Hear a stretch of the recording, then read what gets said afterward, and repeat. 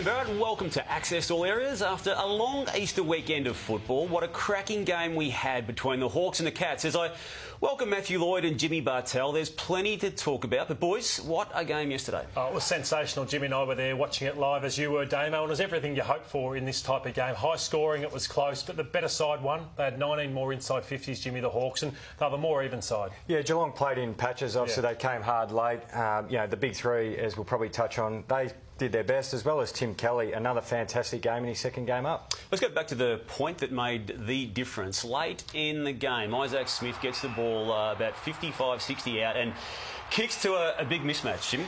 Yeah, well, Geelong are very lucky there. Sam Menegola just running past nearly gave away, should have been a 50-metre penalty under the new rules. But Geelong, what they've traditionally been very good at in a defensive unit, when the long ball comes in, it's not so much Zach Guthrie being hung out to dry.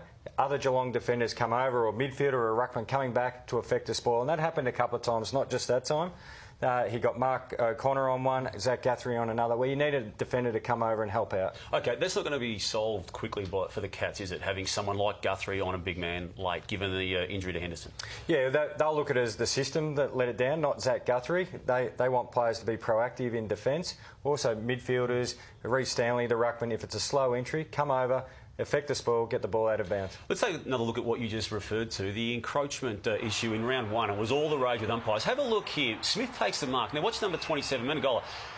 In round one, that's 50 metres every single time. That's why it's so frustrating, Damo, and they hate when we say they've got rules of the week, the AFL. But in round one, that was paid countless times. So Smith should have had the shot for a goal about 12 metres out. He should have, and it was game over. So I'm pleased in the end that Hawthorn won. Amazing win, as you've already touched on. The Hawks forward pressure from small players. They've done it before, but they're doing it en masse, and the addition of Impey this year is already another dimension to it. Well, the thing we always know, Alistair Clarkson's sides are well coached and well structured, and they certainly went to school on what Melbourne did to Geelong. They defended really high, and small forwards are all in vogue, especially the ones that can defend, and they just applied a huge amount of pressure on the young Geelong defenders and almost scared them out of taking that daring kick inside and forced them to either kick long or backwards. And Jimmy spoke about, Damo, how Geelong like to peel off, but there's not many forwards in that forward line you want to peel off. The Gunston, Piopolo, Rioli, Roughhead, they're all quality players, and obviously they're going to take some beating this year. And what a start. He's done it again, Alistair Clarkson. He's regenerated this list beautifully. Yeah, and since Jeff Kennett's gone back, he has refocused and resharpened that place up to the point where they have entered this year, whether they say it publicly or not, they think they're a premiership winning chance, and we'll delve into that as the year unfolds. Tom Mitchell, 54 touches last week against Collingwood, backed it up with a 40 yesterday, 9 score involvements. The stats just speak wonders for this man. Oh, he's incredibly damaging. Hit the scoreboard, 2 goals, but 27 contested possessions the week before, another 23. That makes it so difficult to tag a player who still wins it in the contest, because you can normally cut out the ones where they get push out to the open side of the ground, but it's so hard to stop a player who wins it around a stoppage or a clearance. His run and spread, Damo, has gone to a new level. He had more metres gained, so he's the best player in the game right now, I would say. Yeah, even better than the three we're about to talk about, the three Cats players, Dangerfield, Ablett, Selwood, who started in the square yesterday with Stanley. You're saying he's better than these three, and this is the first passage of play they all got involved straight away. Well, he was the best player yesterday. He was more influential than these three, and what I like about him too is, I suppose he's not the most defensive player either, Mitchell, but as good as these three were, I just all thought it was all out attack, and Chris Scott's got to do something about it. I don't think Alistair Clarkson would ever allow it to be a Dangerfield, Selwood, Ablett show, and I think that's what Chris Scott's going to be very careful about. He loved the theatre. It was great for the start of the game, but I'd put these three on notice, Damo, that if we're going to win a premiership, you have to defend better than you defended yesterday. Do you agree with that, Jim? Well, they're on notice in Lordie's eyes. Yeah, well, that's probably why they're missing Scott Selwood so much out of that midfield. He's a defensive midfielder first, so he complements that, but also Mark Blitzarves isn't spending as much time in around the ball, and he's normally the defence-first midfielder. So I think they're still trying to work out the balance, who fits in where. Even Sam Menegola is one who's trying to work out where he fits, because Tim Kelly's come in, Gary Ablett's come in, where they all sort of fit in the rotation. They're a long way off a premiership team. I know it's round 2, but they were minus 23 inside 50s last week. minus 19 yesterday. So it's not a great way to be playing your footy. Okay. Ken Hinkley, really happy with his power team against Sydney Swans. Got their hands dirty in what was a really impressive win. Well, they out Sydney, didn't they? Up there at the SCG, there's lots of stoppages. Sydney pride themselves on that bash and crash. You add to the fact no Paddy Ryder, so not getting control in the ruck. But Charlie Dixon did a great job. But Ollie Wines and Power Pepper were just brutes around the contest. They were. These are wins that just galvanise you as a team. These are the wins that justify everything you've done over pre-season to say we are on the right track. And I know they did it last year and it didn't go to plan as they would like, but they're on a mission. They've got players playing roles. They've got inside players doing their thing, outside players. Boak will go forward. He changed the game in the third quarter. Rockcliffe hasn't hit his straps yet. So, yeah, they're going places, the Port Power. Damo, but for the Bulldogs, a rough start for them. They'd love to be channeling a bit of Port Power around the ball. Well, that package we just showed there with Port, that was the Bulldogs in 2016 and for little bits of 2017 before they fell away, lost their last three and now have lost their first two of 2018. It's a continuation. I mean, clearly now that the messaging is a tired one, I feel, from this playing group being the way it's receiving Luke Beveridge's message. Now, he's going to back himself to get them out of this, but there are rumblings at that footy club that go way beyond the playing group. And OK, players will say that we'll look after our patch of the club and others can deal with theirs. But it's Luke Beveridge's way, or you're out, or you have a change to the system. And it's not ideal what's unfolding here, given that it was only 25 games ago, where they were in a grand final. It's a big thing to say, Damo. Tired. He hasn't been there that long, Luke Beveridge. And you think the message is being a bit lost on the players. You would have to say the players are playing tired, wouldn't you? I mean, you don't fall away. They've lost 5 games of footy in a row now. That was not possible under what we saw in 2016. And while you take a premiership every day of the week, no matter what happens after it, none of us expected this club to be where it is at right now so soon. Yeah, well, they had no spark, but one player who did was Liam Ryan. He was just a star, and I think he's got to rein this in a little bit. We don't want to take away the excitement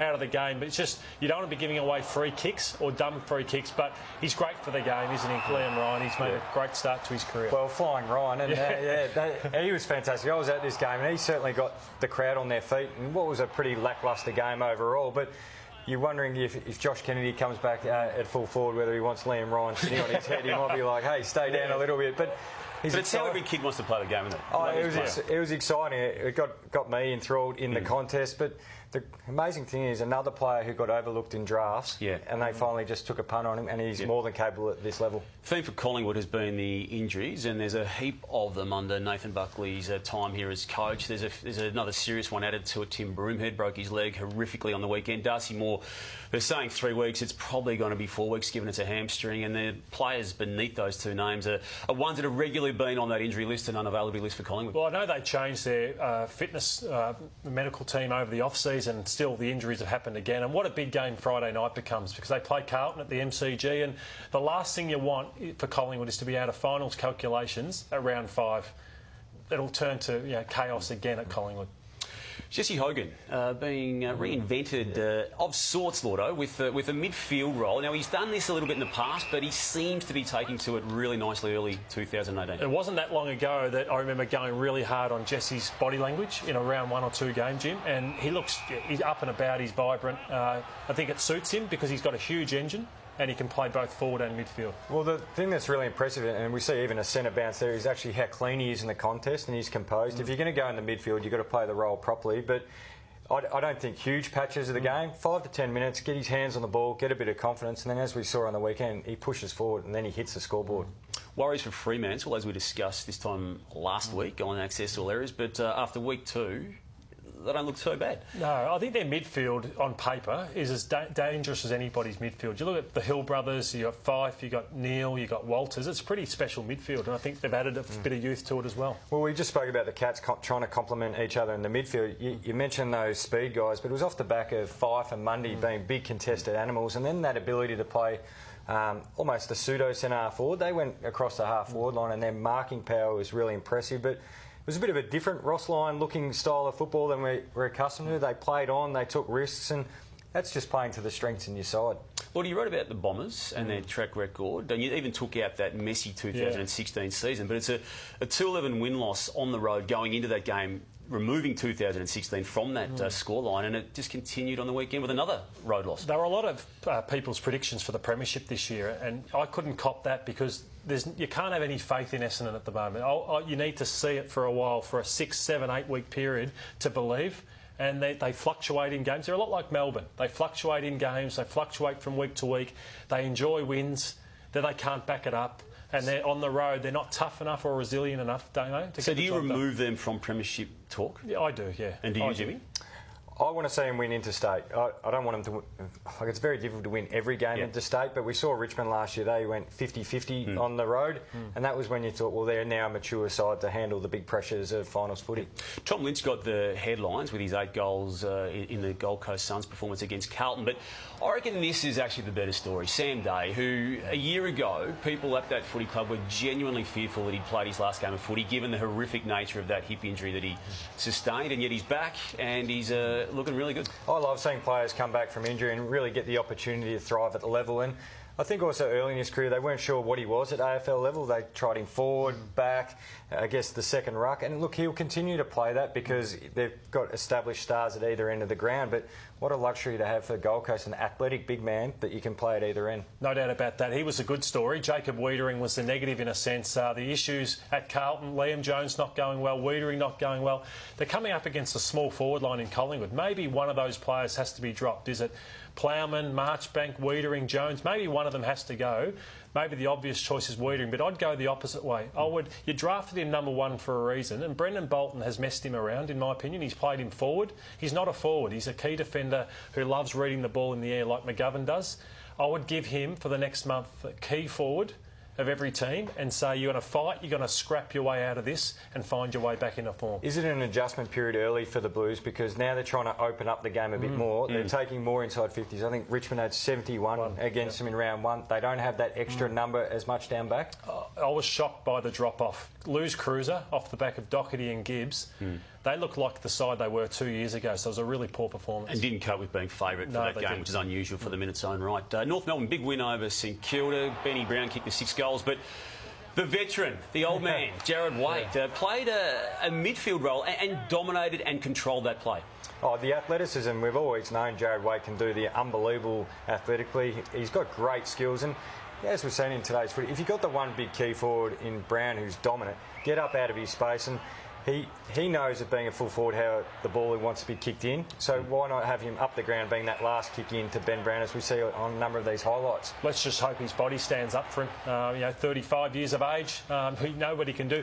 His vibrancy on the weekend, we'll touch on St Kilda next, is what St Kilda didn't have. He was a spark, he was lively all day. And you couldn't say one St Kilda player was that at all. No, we go back to round 16 last year. They beat Richmond quite convincingly in round 16. We know what happened to the two clubs beyond that moment of last season. They're almost resigning themselves to be run-of-the-mill. I mean, why wouldn't you have got excited about beating Richmond at that stage of that season last year? And yet all they did beyond that point was lose matches and almost talk themselves out of the finals. And I don't know what they stand for right now, the Saints. Well, that's an interesting point you raised there, Damo, because what they stood for when they were making that progression up the ladder was contested ball and tackles, and again, that manic pressure around the ball, and they got it up into their half, and even under the roof here at Etihad, they were amazing at getting numbers around the contest. And Lloyd, if you were Alan Richardson, what's the message this week? I just think Damo's spot on. They don't stand for much at the moment. And I think their best chance, they're playing Adelaide. They're not going to beat Sloane, Douglas, Gibbs for skill. You've got to be brutal. I want to see a manic, ferocious St Kilda side in the first 5 minutes. They need to. Story within the bigger story on the Thursday night game, Richmond versus Adelaide, was how Josh Jenkins managed to dismantle the great Alex Rance. Guys, take us through it. What I liked about it, and I think Harry Taylor did it last year, is he occupied him. So I think that if you go on long searching leads on Rance, his pace and his cut-off ability just chops you up and he gets you. What Jenkins did, he just stayed long. They kicked it long, they kicked it high. And Is it team discipline, though, to have him stay there? And they separate Rance from everybody else, and he starts to grapple and sort of hug you and all those sorts of things. So, Jimmy, from now on in, every club plays him that way? Do you need to do that? If you can, and stay disciplined, as Lloydie said, and be able to get that separation, because Alex Rance loves to be the anchor defender, and you want him as far away from the rest of the defenders, because he's so good at accelerating up and impacting the contest. But we're talking about only 2 times, really, in the last 2 years, and it takes a certain type of player to be able to do it as well. Perth Stadium, everything about it is wonderful, except maybe for the host broadcaster who needs to look at the post-match goings-on in darkness, Lloydie. They like Big Kev. They got a bit too excited over there in Perth, and dark, and I forgot about the TV rights. 2.5 billion it was, Damo, and they've actually got 2 games there this weekend because the Suns have sold a game to Freo. Leave the lights on. It's a Saturday, Sunday, so hopefully they've learnt from it for this week. Yeah, you could hear Peter Bell talking, but you didn't know where he was there for some of it. Hey, Friendly Fire is something we like to have a close look at here in Access All Areas, and Tom Papley copped some here. Unbelievable. You can cop a corky from the drink bottle on the interchange bench. But have a look, he has got up here very ginger, and you think, why? But he's actually landed heavily on a full drink bottle. Didn't get much love from the interchange bench. All the staff just chuckled. None of them got up to see if he was okay. They just pointed and laughed. No, very funny, though. Hey, boys, well done. Thank you for joining us on Access All Areas. Have a good week, and we'll catch you next Monday. Goodbye.